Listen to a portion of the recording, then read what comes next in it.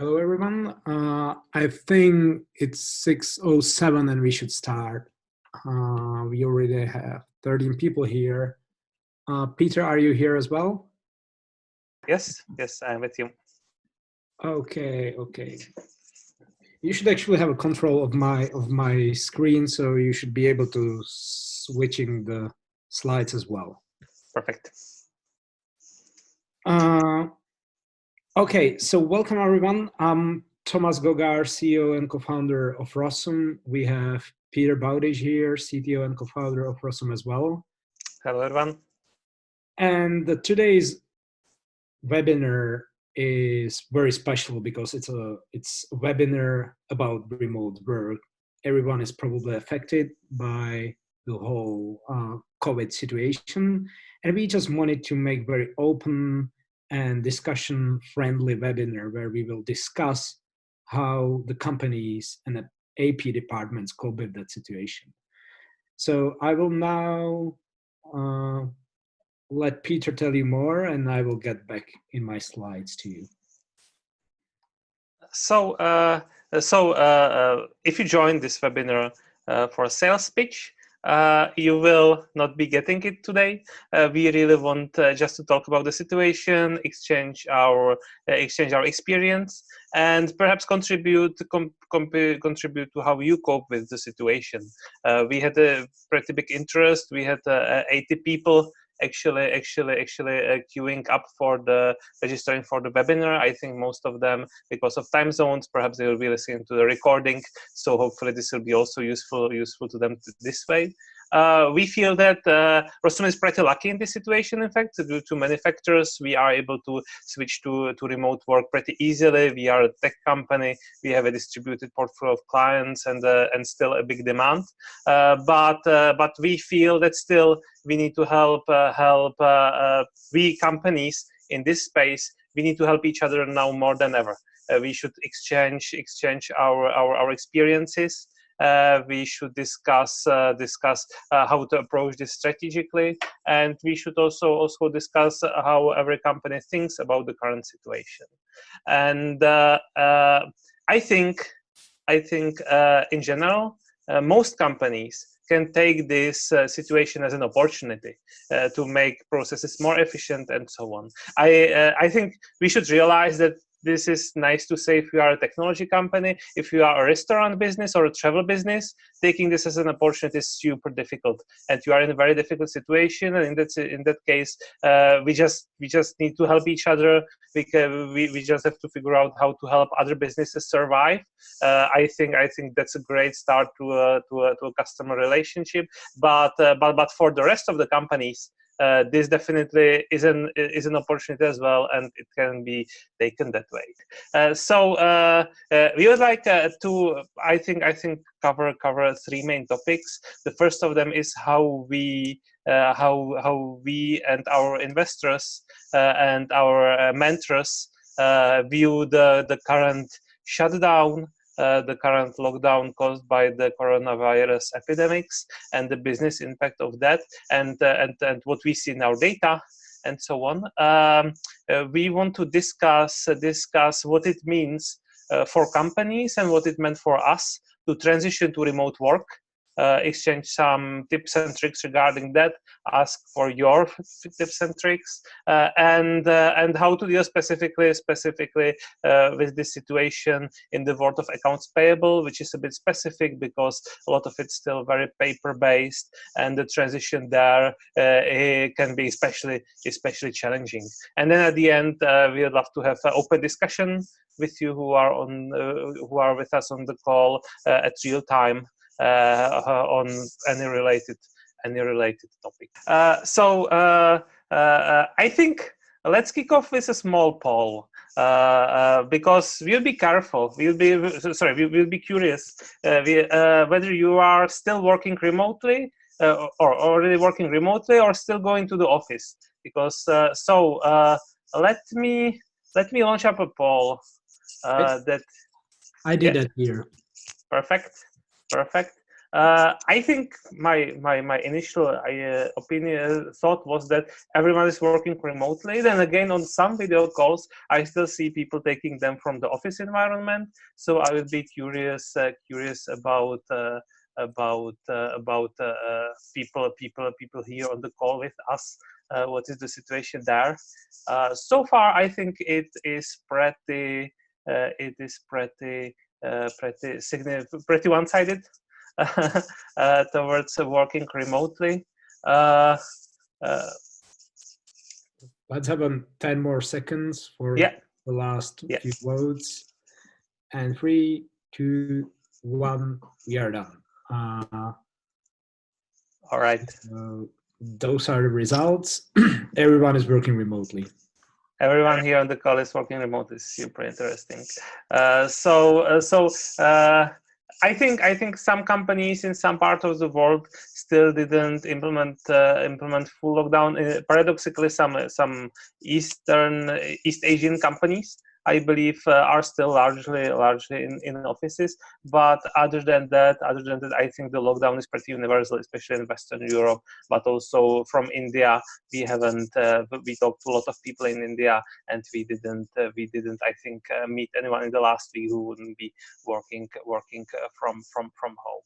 What we see and what our mentors and investors see, but also what we see during our sales process, during our implementation process, and also on the documents that we receive, is that there was a big shock reaction in the market in the first week or two, where everything was very paralyzed, just for the reason that this came very unexpected.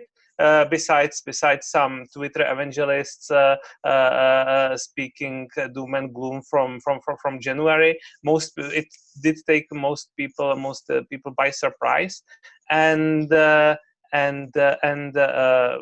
basically most people just kind of stopped doing what they were working on. They were seeing, is this a short-term thing? Is this a longer-term thing? Will we be coming back to the office in 14 days after the first era of quarantine stops? I think by now it's pretty clear that the lockdown may last a long time. This is a bit country-specific, obviously, but I think in most countries it's pretty obvious that we are going to have to adapt the remote work for some time. It might be months. And what actually we see and hear from many sides is that it's pretty wise to be honest about this, to also, for example, prepare your employees for this. And to be honest with them regarding, this isn't a super short-term thing. Do not look forward for the next week or next 2 weeks returning to the office and everything will be back to normal again. It's better to prepare for everyone that we are in this for a little longer run. It may take months, and then any short down, any medical miracles, any policy changes, anything can come just as a nice surprise, rather than being disappointed and growing more frustrated with the situation. This shock therapy is much better. We see some sectors going to the hold totally. Some of them still continuing as usual. But obviously, any implementations of new projects which are not essential for the current situation, they are the first to take hit, because a lot of companies first, if they are buying something new, the corporate decision making, especially in larger companies, is very often very paralyzed right now, because people are just used to operating in person, and are still adapting. The bigger the company, often the slower the adaptation. But also regarding the essential projects and essential implementations, that's very often related to remote work. Anything non-essential, we see, and even at Rossum, we did it just for abundance of caution, and I think it's a good business practice for anyone in the current crisis. Just freezing those implementations, freezing new spending, freezing new hires. But there are some things that you need to do in order to even keep your company operational. and remote work is definitely a keystone of this in this new situation. So obviously we see usage of remote work solutions soar, and we see that remote work is something that suddenly the focus which is to it a lot. I think it's important in this time to think a bit strategically about the situation. And one thing is what is happening to your company right now, and to your sales process, to your implementations, to your employees. But the other thing is what is going to happen to your customers, because whatever is going to happen to your customers is going to, the same thing is going to happen to you over time. If your customers are in trouble, sooner or later you are going to be in trouble. If your customers are doing well, you are going to do well as well. And I think it's important here to treat the situation with respect. That's what we do, and that's the term I'm using. I'm not saying we are optimistic, we are pessimistic. We can see some signals on the market, but regardless whether they are pessimistic, optimistic, there is so much uncertainty that you need to treat everything with respect and be careful about your next steps. So even sometimes in the news, you see, okay, this sector has been very badly hit. This sector is doing relatively well. And then you see graphs like this one, and this graph, it looks like, okay, this is nice. There are some sectors which are doing bad, those are red, and some sectors which are doing better, those are green. But if you look at the graph more carefully, even the green ones are taking a significant hit.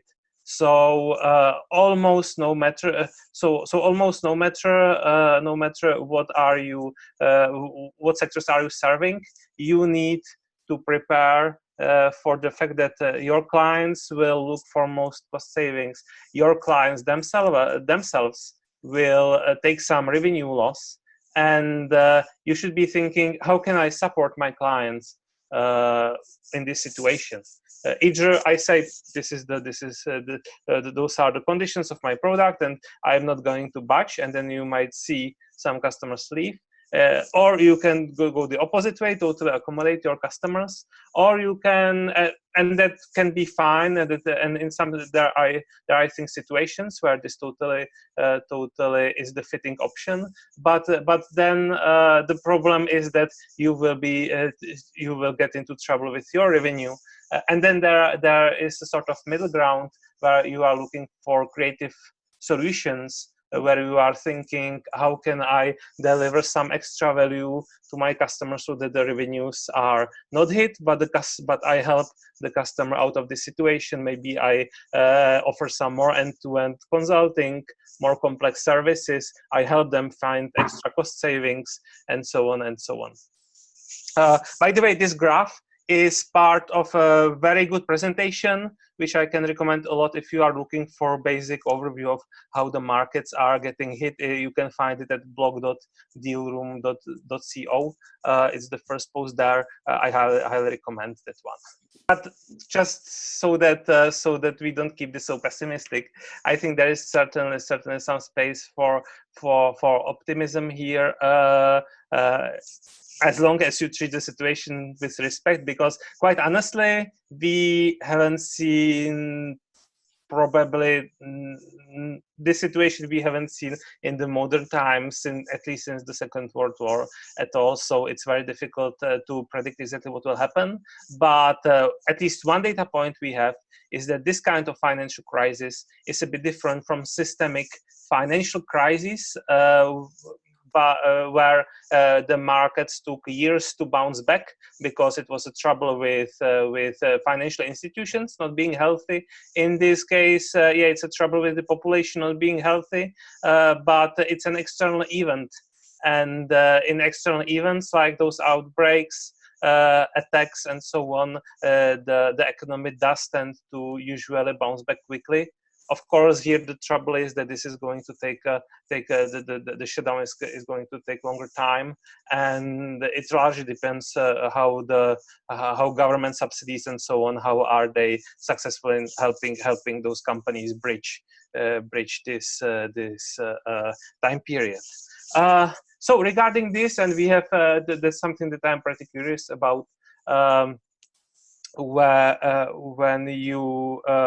When we talked about spending and spending freezes, I would be actually quite curious how you are approaching this situation, how your spending habits have changed. So we see different companies taking a stance here. Actually, there are companies which are spending as usual or even increasing spending. For some companies which are perhaps super well-funded startups in a space where they expect remote work to really uptake, and they already very early see signals from the market, they can take this as a sort of a bet. Sort of a play that they will try, for example, to hire people from other companies or people who have been recently laid off and kind of increase the spendings, as they say on the stock market, buy when the stocks are low. But it is, I think, very risky bet. So I will end the poll now, and I will share the results. Now you should be able to see the results. Most of the people, half of the people is spending only on their essentials. 3 people have answered that basically spending is as usual or even accelerated. And there is some maybe I would let me pause for a moment here. Can whoever wrote that their spending is accelerated, if you would be comfortable raising your hand in the chat, and if we can just ask you what your strategy is, and that's, I think, is super interesting. It can be something to learn from a lot, if you are obviously comfortable with sharing specifically by your name. But if not, I think we can definitely come back to this and how to think about this in the open discussion at the end. But yeah, definitely this poll is not at all so downside-sided, so one-sided as the first one. And I think that's nice to see. It's nice to see that because if everyone's spendings would be frozen, for example, we would be in a lot of trouble. Right. So some things that we see from our customers is our customers, a lot of them, their priority number one is keeping business continuity, keeping the business going, and the recurring trouble is that, well, no one is in the physical office, and that means when there are, from our perspective specifically, when new documents are coming into the company, there is no one really to deal with them. So that's one big priority of customers. And what they are doing is they often super accelerate rollouts of new projects. So sometimes, yeah, we have heard of multiple companies skipping the test phase or radically shortening the test phase so that they can roll out quickly, even if it's an imperfect solution. Because right now, and that's again something that we hear very often from our investors, imperfect, as long as it's good, is good enough, because this is a kind of like a wartime situation in business. And you just need to take decisions fast. You need to take some risks, and just quickly implementing something and then ironing out the kinks as you go in a more agile approach is definitely something that many people do. When we discussed with some BPOs what they see when they visit their clients, for example, or when they cooperate on implementations, definitely they see a lot of frozen implementations because for some companies it's fair to say just keeping an existing flow even if it's a bit tricky to do to do remotely, is still a better option than just diving in when they are very unprepared for that, or they are just in this decision paralysis that we discussed at the beginning. But still, even those companies, sometimes when you visit them, they are in for a lot of trouble when they resume operation, because the mail is just piling up there. We had someone visit companies, visit their client's office, and it was pretty much on lockdown, and no one was likely even opening incoming mail there for a time. And when you have a lot of in-house workers doing data capture, for example, transferring to remote can be quite tricky. It can be tricky from a security perspective, obviously, but even from the fact that maybe you don't even have VPN solution with enough licenses, and just keeping the culture together and keeping the efficiency up can be pretty challenging, and we will come back to this very soon. Just a peek into what we see is that definitely when we look, for example, at the volumes of documents we are processing daily, we actually see surprisingly big differences sector by sector. Well, in some sectors it's not so surprising, but in others it's quite interesting. So last night I have taken a look at a subset of our production clients and their volumes, and I categorize those clients by domain. And if you look at manufacturing and real estate, for example, there is a sort of a shock moment in the week from the 8th March, but there was a quite bounce back.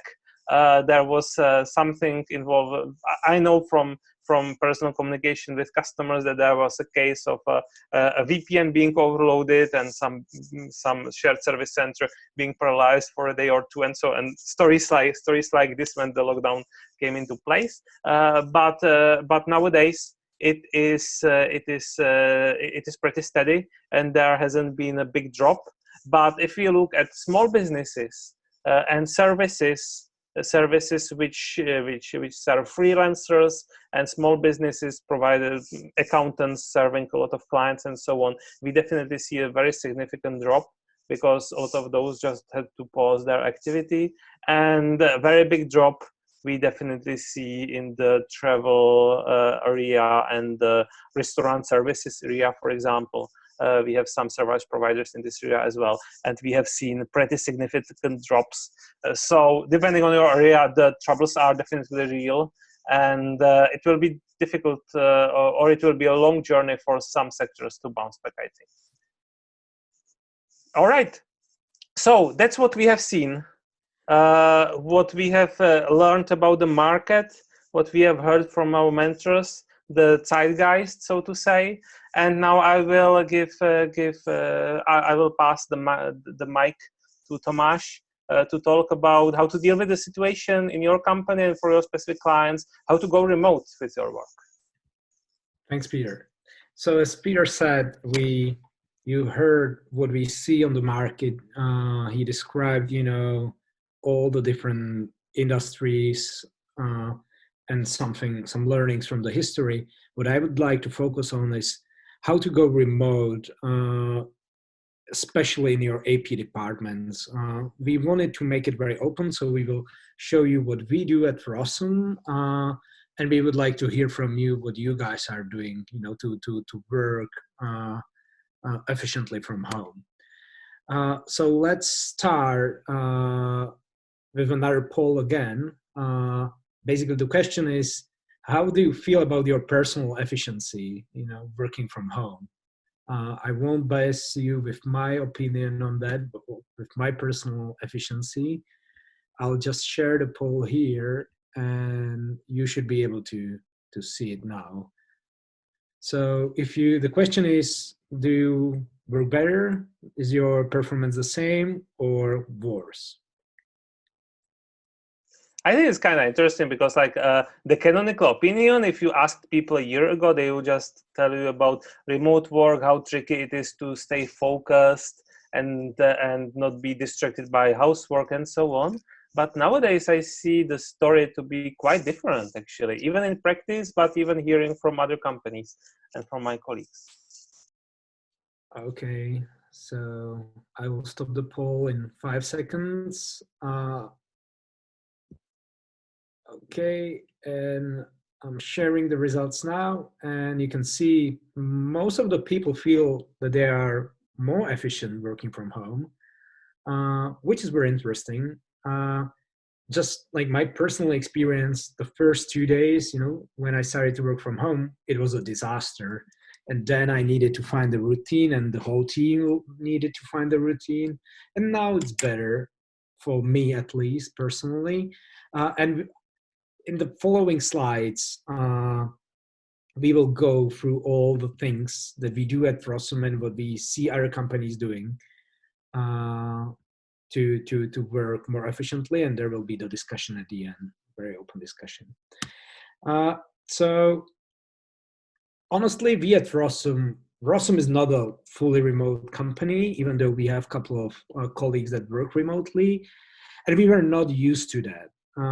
What we learned in the first 2 weeks of this lockdown is that actually over communication is very important, especially the team leaders need to take care of that, and they need to frequently over communicate because you don't know what the people don't know, right, in your company. What is very important, obviously, you need to have the IT environment set and accessible to everyone. You need the IT to the tools to allow people to communicate. What we see, especially on traditional departments, like email is the main communication tool, but we strongly discourage using email for everything. Sometimes for quick replies, chats or calls are more efficient, but it has its drawbacks as well. Like overusing chat might be really, really disrupting. Uh, what we started to do, and I realized this is not usual for non-IT companies, are the daily stand-ups for every team. I don't know if you guys know the what the stand-up is, but it's very usual in IT companies, in IT teams, but not as usual in the traditional teams like AP. So the stand-up is basically a short meeting every day. It's usually done while standing so that you keep the meeting short.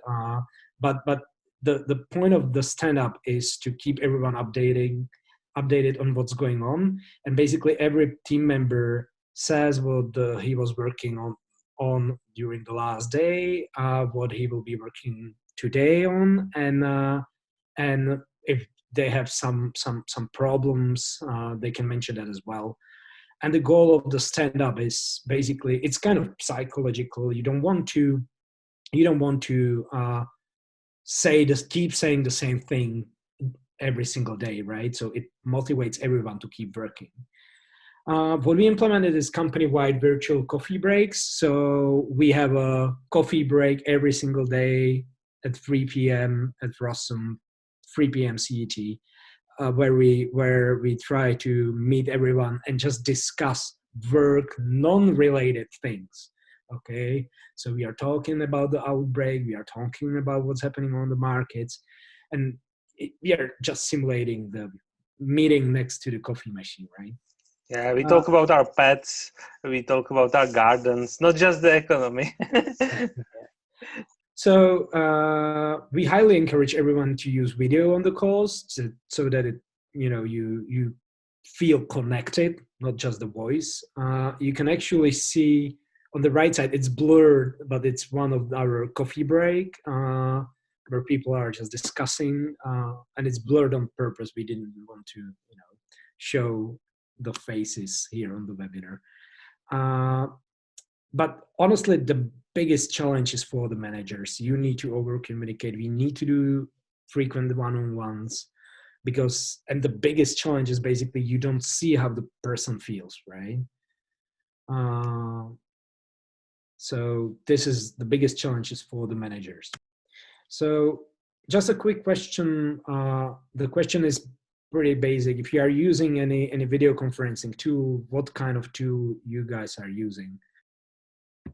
And we are done. I'm sharing the results. So Google Hangouts won, followed by Microsoft Teams and Zoom.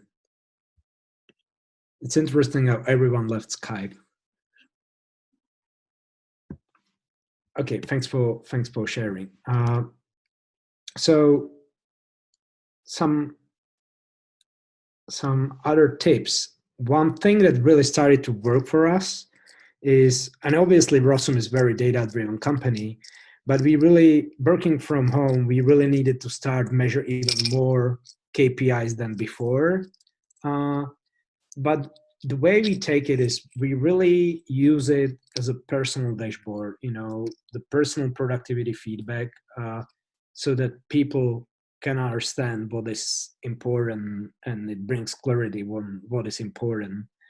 uh, the other problem is that some people really start to work long hours, which might be nice for the company, but at the same time we believe that it might be dangerous, and we need to take care of that carefully, because those people might just burn out, and you don't want to do that. So it's very challenging for the managers to make sure that it's used wisely, and it's more a feedback tool that can navigate the team, rather than punish the team if something is not met.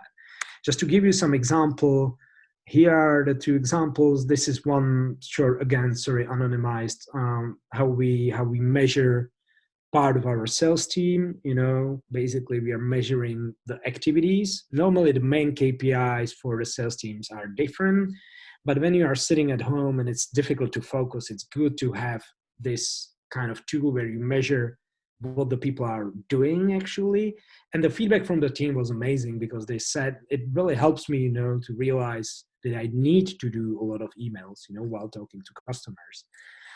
The other screenshot is actually from the Rusum platform, and it just shows how your AP, how AP departments can track their productivity. So you can track the productivity as a whole. You can see the productivity of the whole team, of your document pipeline. You can see the productivity of the AI, the accuracy of the AI solution, as well as the productivity of each human, each person that verifies the data that comes out of the AI algorithm. So what we really believe is measuring the processes, and at the same time, Rossum is working hard on delivering the solution for our clients that allows them to keep measuring everything. And especially during these times, working from home, measuring productivity is extremely important. So what are the main challenges for the AP departments we see? And yeah, so one of the typical ones, even in 21st century, 30% of the traffic we see actually comes from paper invoices. So those are difficult to cope with right now, and we see that a lot of companies try to push their vendors to switch to PDFs, right, so that they can work remotely. Obviously, processing them manually, especially when your team cannot work from home and uses on-premise software that cannot be accessed from home, is very challenging, and you need a lot of people to process that manually. When the teams are not using POs for GL coding their purchases, sometimes communicating across the company what kind of GL code I should put on this invoice might be a bit tricky, especially when all the managers that are responsible for the purchases are working remotely, right? So this is another one that we see. And obviously the one that I mentioned, if the companies run on the on-premise software, like it's difficult to access that remotely. So the companies that are using cloud-based ERP system, cloud-based data capture platform, are in an easy situation. They just switch like easily next day, right? And then meanwhile, just a story from Rossum that we realized, or we heard, we got information that our accountants now have COVID-19 symptoms, right? So having accounting team that was sitting in the same room and one of them is COVID positive can really, really affect your AP department's productivity. And obviously, you need to have a tool that anyone can easily take over the work and can do that from home. Hopefully, our accountants will be fine. So now we would like to switch to open discussion and just hear from you what has been the most unexpected challenge, and feel free to write your opinions in chat and feel free to unmute if you want to discuss that further. Do we have any unexpected challenges? Do you see any different challenges, especially related to AP? But feel free to share some unexpected ones, even though they are not AP related. So it seems we mentioned everything. Oh, it's an interesting one from Alexander Bernd, that the challenge for one of our customers was to get the hardware. Can you elaborate? Meanwhile, what I have seen in some stories of our customers is actually it's a tricky if you want to have stand-ups with video, but half of the people have desktop without webcams, because try buying a webcam these days. It's nearly impossible. All of them are sold out. So that's one example of what I've seen. Alexander, what kind of situations have you seen? Our customer didn't had remote work on any time in his business, and after he was forced to send the workers to remote, he needs to buy PCs, and at the moment it's very hard to get a laptop or something like this on the market, and this was his biggest problem. That's very interesting one. Yeah, I wouldn't expect, but yeah, everything gets sold out, right? So Yes. it's Yes. another example like the webcams. Interesting. Yes. So yes, you can. The next problem is, of course, how connect the hardware to your business when you're using on-premise software. But the first challenge is how to get the workers to digital. Yeah, there was a nice joke. There was another poll. Who was leading your digital transformation strategy in the company? And there were a couple of options. And the first one was CEO, second one was CTO, and the third one was COVID-19. So COVID-19 is probably leading a lot of digital transformation these days. Just some quick tips that we see for the remote AP teams. Definitely, as Alexander mentioned, cloud services makes everything easier, right? And we see customers that are switching to cloud, and they probably they will never go back to on-prem after this. Automating most of the processes is clear. Opening the envelopes and scanning the papers and manually typing that is just crazy, and people realize that these days. As we said, measuring and reporting is very important. So there are platforms that have it embedded and makes it super easy to track productivity of your team. And communicate. So email, at least for the invoice reception, most of the companies do that, but we see that in 70% of the traffic, 30% of the traffic is still paper-based, which must be crazy these days. And using tools like Slack or the others for internal communication, but not overuse. It can be really dangerous. It can, take a lot of time of your employees and your colleagues. And some regular catch-ups are very important from our perspective. So the last pool is how you or your teams or your customers are extracting data right now. This is mainly for us. We are really interested in this, and we are interested if we can help with that. So let me start the poll.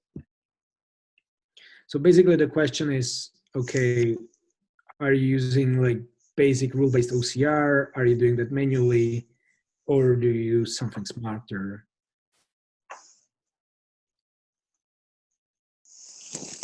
Okay, ending the poll and sharing the results. So most of the people do that manually, still manually.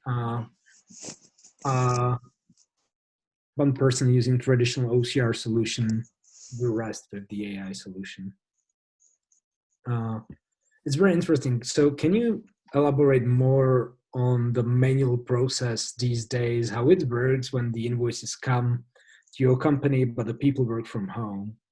That would be very, very interesting. So if you guys can share that, feel free to unmute and let's discuss what you see in your processes.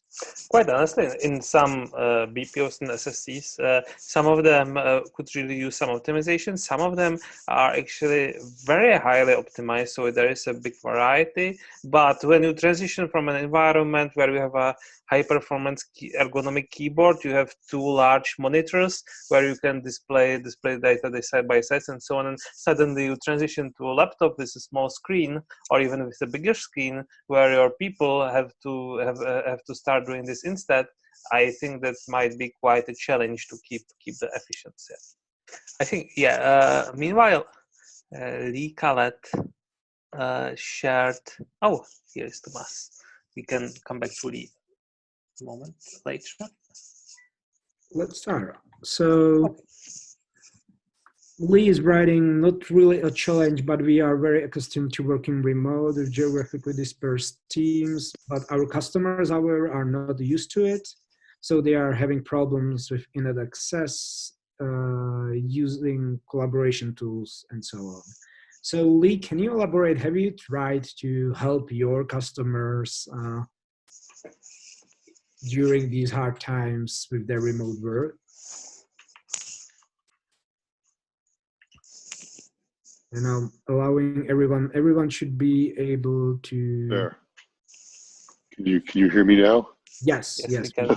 Wonderful. Hello, Yes. Lee. So hi there. So actually, that was an answer, I think, to the previous question when you were asking about challenges that we're maybe encountering.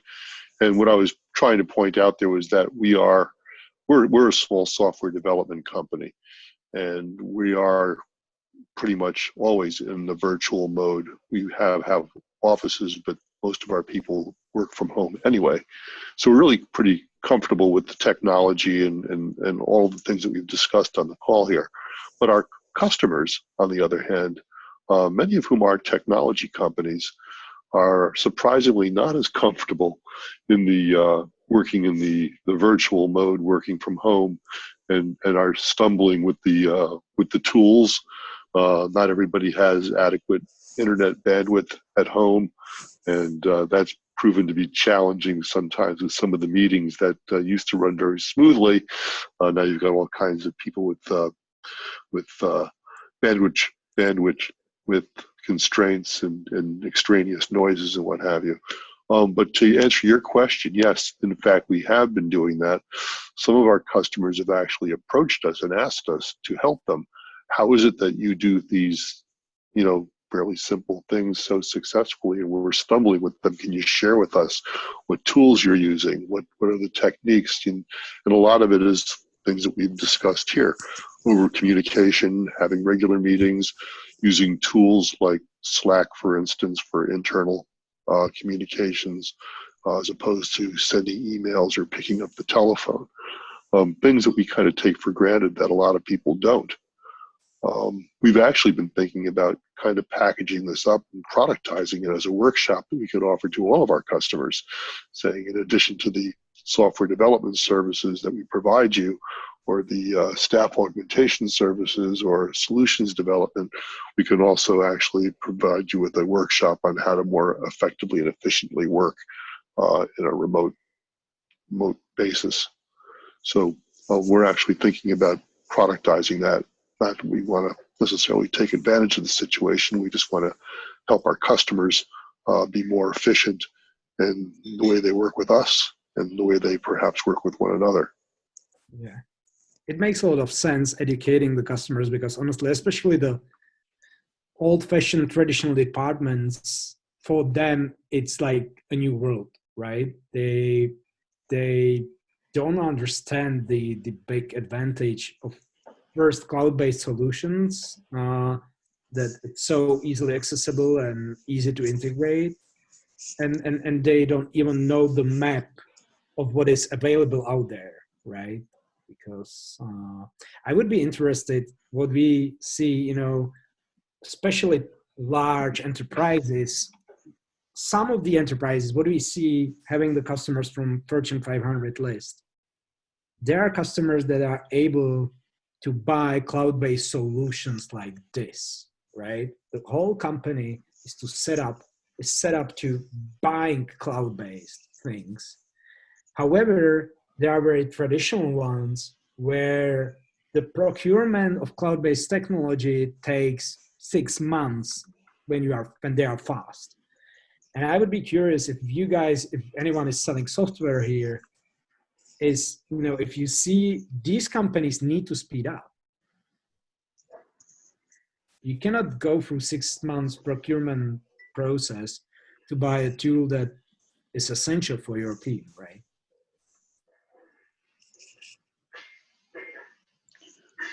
The difference here, I think, is interesting, and in some companies, I have actually seen people we usually talk to or their superiors just to say, "I'm sorry, I cannot schedule a call because I have too many overlapping calls, too many technical difficulties. I will just give me your phone number. I will call you when I am available." Like a kind of big breakdown in. Coming from the fact that they are not in the office they are used to. It surprised me very much because it is interesting how dependent those are on their infrastructure. But then also there is a lot of small things you can do to make this easier on yourself, as small productivity hacks. For example, still staying on the topic of meetings and scheduling meetings, just an example of all the things that can improve your life in home office. And maybe one of the small idea for Leaf or workshop is, for example, in Google Calendar, you can enable a feature called Speedy Meetings, which essentially cuts all your 60-minute meetings by 10 minutes and 30-minute meetings by 5 minutes. So you actually get this bathroom break without coming late to the next call. You can go and pour yourself some hot tea, things like this. And a lot of those small things that you get by experience that accumulate and really make a difference in your daily life and in how stressed you are or comfortable you are. Okay, let me go to another question. Thomas Bug is asking, how many ROSM customers are using ROSM simply as a standalone tool compared to a fully integrated process where ROSM is only one part? Well, I would close to 100% of our customer use that as fully integrated solution. It's mainly because our customers, the processes that we help with are usually bigger ones. So they are processing thousands of documents a month, and having that as a standalone tool, the integration pays back in the first 2 weeks of using that. So it's all basically well integrated. The standalone customers, there are some that are using that, but really, really tiny ones. We mainly focus on integrating the solution well, because when we are doing our ROI calculations, just manipulating the PDFs it's crazy how much time, if you would use Rossum standalone, right? Not connected to your mailbox, not connected to your ERP system. You still need to manipulate the PDF files. And you can imagine on small screen, working from home, opening the mailbox, downloading the PDF. I'm not talking about scanning, that's even worse. Opening the PDF, opening that on the other screen, or uploading that to Rossum or to ERP system, typing the data. And so you need to download and upload. And just this operation takes you like 30 seconds up to a minute. And if you are processing thousands of documents a month, you can easily save 10,000 minutes, just by integrating that well.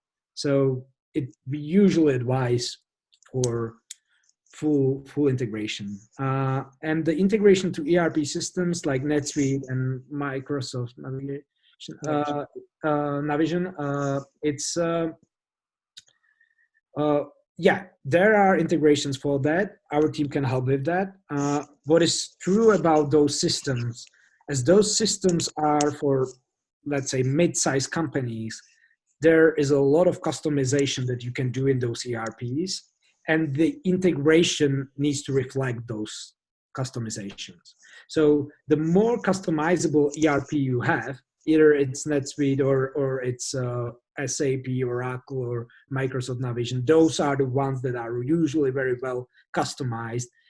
Our team can help, but the integration needs to be customized as well, which actually builds the opportunity for software developers, because we very welcome the software developers that can customize that for their clients. Thomas, I hope I answered your question. Feel free to ask anything else.